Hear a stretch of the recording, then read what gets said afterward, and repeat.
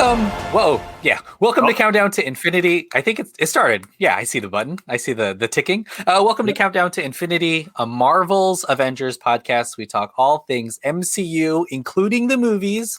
And I feel like actually this week there was an MCU movie in theaters, technically, which we might talk about later. Spider-Man No Way Home with a couple extra mins in there. But we're specifically talking about the Disney Plus show She-Hulk. We've been going episode by episode. By now, we are on episode 3, The People versus Emil, Blonsky. Before I introduce our host, I know we're a day behind, but it was Labor Day. We were co-host or guest host, I guess. Okay. Yeah. It's you, Brent. Are you like looking for a third person on the feed behind you? Am I a host? I guess so. It's Jimmy Fallon. No. We're celebrating Labor Day, and Sophia's dealing with some health stuff, so that's why it's a little bit late. But I would say filling in, just like a certain celebrity on this episode, ready to shake things up, literally. Yeah. Is Brent. Brent, welcome back to the show. Hey, thanks for having me, man. It's always fun to hop on every now and then and talk new Marvel stuff with you. And this is, I guess, before we dive into this episode specifically, and a lot of, Brent, you are a world-renowned lawyer, so I can't wait to hear about your thoughts on the case. But what do you think about She-Hulk, the show so far, and Tatiana Maslany, and just kind of the different tone of the show? I assume you've watched the other 2 episodes. I hope you're not coming in just raw. I have 3. Not. I haven't seen the other episodes yet. No, aren't there 3, or is this the 3rd? This is the 3rd. Oh, this is the 3rd. Okay. I'm enjoying it. I think it is cool to do a kind of more out and out comedy. I think, my only issue, with the show so far really is just kind of the execution of She-Hulk. I'm still warming up to it. When I look past that, everything else I really enjoy. Tatiana Maslany is her name, right? I've always liked her since like Orphan Black, and she was like maybe the best part about that Perry Mason show, which she was really great on. I think she's just really charming, really funny as Walters, Jennifer Walters / She-Hulk. That's her name, right? Jennifer Walters. Yeah.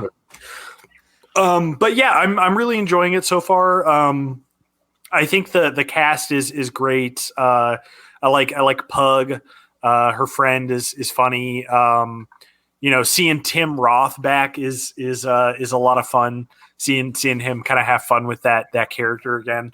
I'm kind of, it's I don't know. It's very, we were just talking about some of the ways that the show is, similar, the same to other Marvel shows, but I think in a lot of ways too, it is very different in that it really is kind of like a lawyer show, and is a little lower stakes, which I do really appreciate as well, about the show. And I'm curious to see kind of like she even gets meta with it this week. Like, we're not going to have like a cameo every week.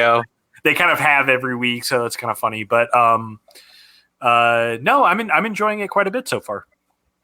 Yeah, I feel like I agree with a lot of what you're saying. I do appreciate the lower stakes.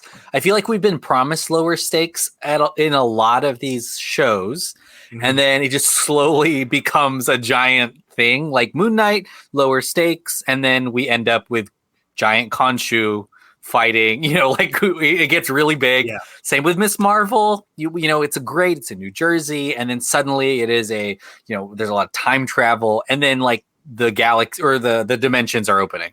And it gets to that point at some, and I feel like that might still happen in She-Hulk, but so far it hasn't, and we're kind of in this kind of the lighter side of the MCU, especially when we revisit characters we know already, like in this episode with Wong and with Emil Blonsky, who is a totally different person than the Abomination in prison.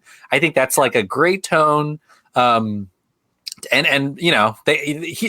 she's very aware when she breaks the fourth wall. She talks about the A story and the B story in this episode. So I think, it's a really interesting show so far. But I think so. This episode features a lot of the actual. It's not even really even a trial. It's just a parole hearing for Abomination. And this is after the reveal that his cameo in Shang-Chi is posted online. He's fighting Wong. And he escapes basically, but returns. So a lot of it's in around that parole hearing. And then we've got another story when it comes to a shape shifting. Well, this is the Meg the Stallion storyline is what this is. With truly. Kind of lawyer that Jennifer Walters worked with, who's like a real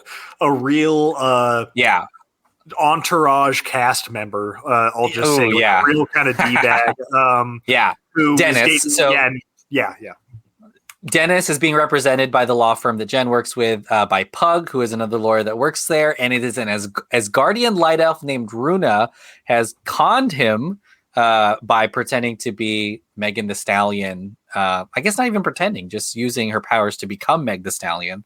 And cons him out of $175,000. And I would say there's even like a C storyline here when it comes to just the world's reaction to She-Hulk being a lawyer and being a superhero. But Brent, what did you think about this episode? There's a lot that kind of happens in such a short amount of time. I liked it. It kind of keeps that kind of like more comedic. And it's funny because like if I were to define pretty much all of the Marvel movies except for like Infinity War and Endgame, they're all now basically action comedies. Like I would put them into that category. But I do like that this show is like, for the most part, not even really an action show. Like she has her little fight scene where she kind of beats up some thugs who, by the way, that's definitely, they're working for somebody. And I'm curious to see kind of like if they're working for, what's that? She's the actress from The Good Place. Jamila Jamil, who is playing Titania, I believe. Yeah, her introduction was kind of weird, but they kind of introduce her real quick, and she gets like thrown in jail or beat up or something. Honestly, we haven't seen her, and she's credited as like one of the main cast. So soon she's in the first episode at the end, but like real quickly. No, this one's fun. Like again, it kind of has that just like more comedic, almost silly tone, especially with like Pug's trial with that guy Dennis. And, the Asgardian shape-shifting into the judge. And it's like really almost like silly comedy, but I enjoyed it. I had fun with it. Like this kind of Marvel thing is fun to like jump into every week. And it's just kind of like a quick, fun, like MCU snack, I think. Although She-Hulk herself kind of a big MCU snack, if you know what I'm talking about. Green. But, you got to eat your greens. That's what the doctor says. You got to eat your greens. Kind of big green hottie. And then seeing Wong, I'm sorry. Them tying that into the timeline of the MCU with like, that scene in Shang-Chi, that's gonna, fuck up his whole life for a little bit because he didn't even parole. His parole, he was actually in prison. Pretty fun episode. We don't have to talk about people's reactions to Megan the Stallion and stuff like that. I thought that was kind of a fun little cameo that really underlines like the kind of like more kind of like loose, fun, kind of silly vibe of the show is doing stuff like that kind of post-credits stinger. I think it's a lot of fun so far, and I like that it really is like a lawyer show, and if they kind of continue that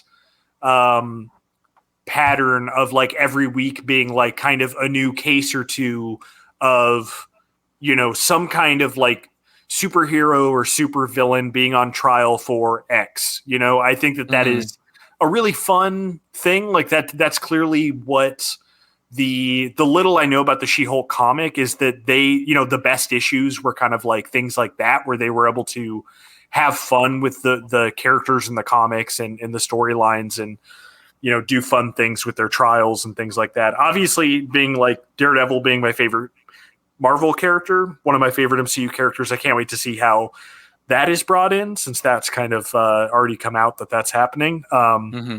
So I keep waiting for that too. But overall, another fun episode, I think. Yeah, I think it's also, I think when we were talking earlier about what the show is, it is a very light comedy. This had multiple threads happening throughout the episode. But there is still something that connects them all. I think partially Jennifer being new to the She-Hulk role, that's kind of happening. She's still getting used to that. Now I think with those thugs at the very end, we're kind of seeing that maybe this is all leading towards something. It's funny too that she is kind of responding to the way the world is reacting to her. Now, this is kind of another fourth wall break for the show, but those are real comments from when She-Hulk was announced that they played. So those aren't fake internet comments. Those are 100% real. I guess you would call them fans that are in the show. A lot of cool stuff like that. They also, I think, Jessica Gao revealed that when they originally wrote this episode, they left open the role of Meg the Stallion. They didn't know who that was going to be. They just knew it was going to be a celebrity. And some consultation afterwards with Jamil and Tati Maslany, they reached out to Meg the Stallion, who agreed to be in the show. And in fact, the stinger that is online right now that everyone's watching with her twerking with Meg, that was only because there are no scenes with Tatiana and Meg the Stallion together, and they really wanted just to, have a reason to meet. And so that's kind of what that stinger is. And I think that's really fun too. But yeah, it's kind of, it isn't necessarily like a Law and Order procedure. We get a lot of cases so far, but it's not like it is. I mean, we'll have to wait until the next episode. There are some things connecting all three so far. So it is a very interesting, I guess, formula of storytelling, but I think it's a really fun show. I think the kind of the self-aware stuff that Tatiana does is really good. We talked about when she talks about cameos and whatnot, but I think all of that is really funny and effective. And there's still a lot too if you're just into the lore stuff. But it is kind of fantastical. I mean, Emil has what did he call them? Like a coven of women who are going to financially support him. Which was really funny. Like I forgot seven soulmates. And they're all there. Yeah, it's very like when the episodes kind of or I should say like Jessica Gao being the head writer, when that stuff like rears its head, I always get a real kick out of it, because like she was like a writer on Rick and Morty for the longest time. She has a podcast that she did with Dan Harmon. They hosted together. That I wish I remembered the name of it. It's really good. But she talks a lot about like her experiences, like in writers' rooms and stuff like that, and like being a woman in writers' rooms and stuff like that. And it's like it's cool to see that stuff like really kind of rear its head in this show. Having that type of commentary show up is really cool. And she's, I think, a very self-aware, very funny writer. So that's cool to see pop up. I got the name of the podcast. I am not going to say it on air because I don't know if it's supposed to be a joke about like pronunciation. I'll send it to you later. But I know what it is. I won't say it, but yeah, okay. It's all about. I mean, it's all about like race in TV, movies, and writing, and like a lot of it is like her, not yelling at Dan Harmon, but her being like, "Why don't you understand? Like, this is how it is," and like, they have like some really great conversations about that stuff. But yeah, I just remember the name too. I won't say it. I want to ask you. Well, let's talk a little bit about Wong. Wong is really interesting. Obviously, Wong doesn't have to do anything for anyone. He's the sorcerer supreme, but he is also Emil's alibi. But I mean, the funny part of this is he really can just come in and out whenever he wants, and this seems such like a tedious task for him. I want to ask you what you thought about Wong in this eps. We also, this is an Easter egg. If you look at his LinkedIn profile, you learn that, apart from being the master sorcerer, he worked at Target on his profile, which I think is just another fun joke. If you pause that it, he keeps that on there. Like he rises to the rank of Sorcerer Supreme, but he's like, I was also a supervisor at like the at the San Diego. Carmitage.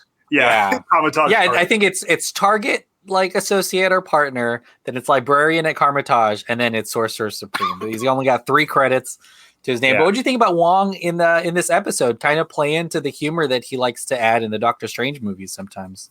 Yeah, I thought it was a fun addition. I think there was some tension where like when he's like not showing up at Blonsky's trial, I was like, oh shit, that's going to be the drama that unfolds, is like he's not going to show up because Doctor Strange 2 is happening. And then like, because in the timeline in my head, that was like, I'm so confused about the timeline. I guess it's like Shang-Chi. Yeah, me too. I am too. I don't know. And then we suddenly learn that Hulk is going somewhere. In the last episode. He's going so there's a lot happening. Fucking outer space, which is setting up something. That's right. Taking another trip to outer space, I guess. But no, he's a lot of fun. It's clearly one of those things where like I think it was a real easy kind of thing for him to kind of show up for, because it was very much like a portal popped in behind him. That's me being cynical, and then he comes out in like his robe and like stands and says some lines, but it's still like a fun addition. I like Benedict Wong a lot. And, really connecting every movie and show right now. Benedict Wong popping in. He is. Yeah. You gotta have Wong pop in and just kind of tie the threads together for people. But he was great. Trying to think like what else he did other than, I guess he was just at that trial. Yeah. Yeah. I mean, it's kind of, there are 2 things happening to Jennifer's credit. She tells us it's story A, story B. But let's talk a little bit about speculation. So we saw these thugs. They have Asgardian construction equipment, and they are trying to steal her blood. And they even, it's pretty obvious they can't get the syringe in because she's invincible almost. I mean, I guess you kind of already talked about who you thought was behind it, Titania, Jamila Jamil's character. But I also did notice, and I saw this online, that they did have the a certain letter on them. I think it was the letter W on some of their shirts. And there's a team called the Wrecking Crew. I mean, I feel like there's also the specter that is Valentina Allegra de la Fontaine, played by Julie Louis-Dreyfus. Is she going to be on the show? The Thunderbolts movie? I don't know. Like, no one knows. Oh, okay. But it's interesting. I don't know who. I mean, I guess Kingpin could be in the West Coast now. There's a lot of possibilities here. I think, I think it's going to be probably Jamila Jamil's character. You said Titania is her name? Yeah. But I'm not sure, too, because I also wonder, I could be totally wrong with this, but I think the Wrecking Crew is like a Daredevil or Defenders, which has Daredevil in it, and some of the Netflix heroes. Like group of villains. So like it could also be something like that. Like that's how they get roped into it. Or they were all of the above, So I'm not really sure, but they clearly want her blood to, I guess, make a army of more Super Hulk people, I guess. Curious to see where that leads. What do you think about I guess part of this is her and her team of lawyers that she's a part of. They're growing closer each case. And I think they're helping her navigate the new, I guess, impact that having a She-Hulk has. But I mean, what are what are the things that are like really working for you in this show? Because normally in like the ensemble piece works great in a lot of comedies. I feel like we're getting the sense that even the superheroes, like Emil Blonsky in a really big way, Wong as well. Like I feel like they are playing to their comedic elements, kind of over the top. We even the Asgardian kind of night elf is similar. She's kind of like a jester running around, impersonating she's people. Real goofy. That's a real goofy. I don't think there's a super serious character so far. Not really. Everything. I mean, and that really to me underlines how it's like, unlike the kind of like action with comedy of MCU stuff, this is definitely like comedy with action. And I feel like, maybe not to get into fandom stuff, but I feel like some fans are like a little prickly about that kind of like that shift a little bit with this show, where it like is a little more like out and out comedic and a little silly. But that's the stuff I think I like the most. Honestly, I do like the tone of it. I think Tatiana Maslany is killing it. It kind of just bums me out that I really don't buy the look of the She-Hulk. Like I wish that that kind of execution on the kind of her look was better, because like all of her dialogue, everything about it I think is great. And the look when like paused is good. I think it comes down to like the animation of it. Maybe to get too granular about it, but it's that, like, And we talk a lot about the uncanny valley with a lot of these types of stuff when you have a full CGI character. We're about to see another thing called Pinocchio soon, and we'll see how we feel about that, because Disney likes to do that a lot. But yeah, I also think that, it's very heavily influenced by the comic books, where she is an attorney. But unless you're familiar with that, you could be watching this and feel like you're being, undercut Hulk stuff. I mean, you're right. She does beat up those people at the end, but you may be like, why is she even the Hulk as a lawyer? Why can't she just, be Tatiana and then do something crazy? But she is the staple for superheroes in the comic books, and in a way I think they're also showing us somewhat of a connection between being a woman, the experience of that, and being kind of at the forefront of maybe some even as granular as legal cases, and then also just being in the conversation with the reaction that the real reactions are kind of featuring. So I think in that level it's pretty clever, and we'll see where it goes. Jamila Jamil's character is heavily influenced by social media. So that I think is going to be, I don't know if that's going to be super on the nose, but I feel like that's something we haven't even really finished, a theme that we haven't really finished talking about yet for the show. But yeah, it's definitely dissecting that, and the internet loves it. Of course, they're taking to it well. Brent, what are you looking forward to in the next episode? We're not even halfway through here. There are 9 episodes. 9 of the show. Cool. Mm-hmm. Okay.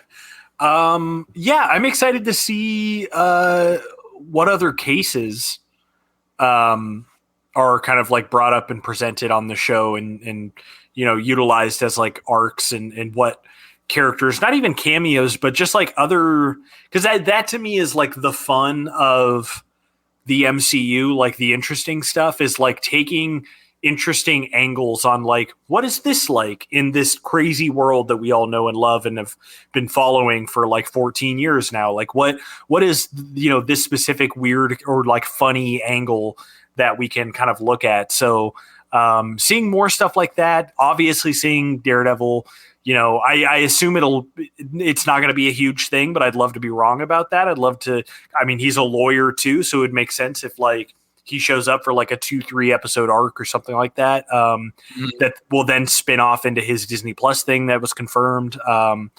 are the 2 big ones. Also seeing kind of like the big mystery that they're kind of only really setting up now. So far there hasn't really been a lot of groundwork for that, which to the benefit of the show, I think, like to focus more on her and like, her navigating the workplace and being a woman superhero, like seeing all that stuff is really cool and interesting too. So just more of what they're doing, really. I'm kind of impressed. This show is tackling really big themes, and this may be a spoiler. I don't think so. I think this is well known, but there's a character in this that we haven't even met yet, who is kind of a love interest, who is a billionaire, but this is what the producer said. represents a social commentary on misogyny, cancel culture, and the unfair views of women. And we haven't even met that character yet. So Oh my God. I appreciate that they're not pulling punches, and neither did the comic books about who She-Hulk is. We'll, of course, we can't wait to see what's trending on Twitter after these episodes.